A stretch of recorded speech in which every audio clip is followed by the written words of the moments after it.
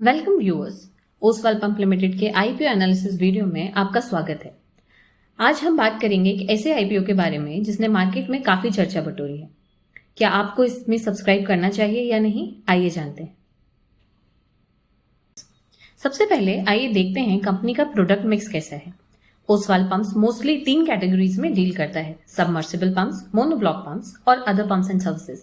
ये products company के revenue का आधार हैं और कंपनी के डाइवर्सिफाइड ऑपरेशंस को दर्शाते हैं।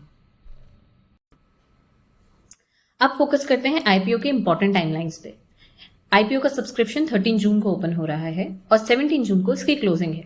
इसके बाद 18 जून को अलॉटमेंट है और 19 जून तक रिफंड मिल जाएगा और फाइनली 20 जून को लिस्टिंग हो जाएगी। ये सभी डेट्स नोट कर लीजिए, ये आपके काम आने वाली हैं। आइए देखते हैं ये शेयर आपको किस प्राइस पे मिलने वाला है।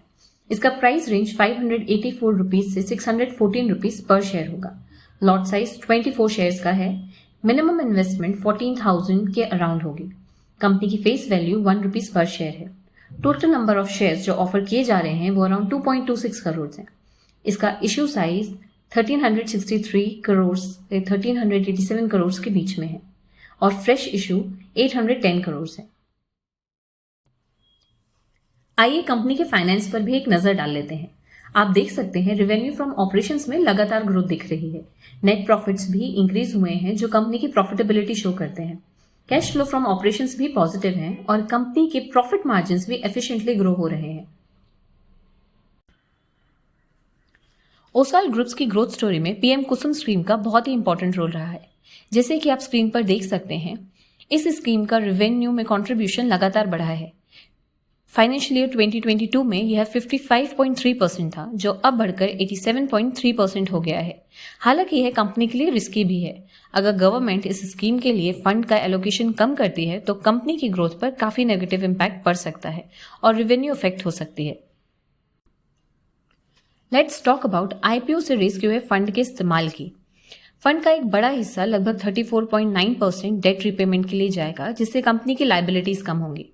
30.7% सब्सिडरी इन्वेस्टमेंट के लिए और 10.1% कंपनी कैपिटल एक्सपेंडिचर के लिए। बचा हुआ 24.3% जनरल कॉर्पोरेट पर्पसेस के लिए इस्तेमाल होगा। यह फंडिंग कंपनी की फ्यूचर ग्रोथ को मजबूत करेगी। किसी भी कंपनी को समझने के लिए उसके पीयर कंपैरिजन को देखना बहुत जरूरी है।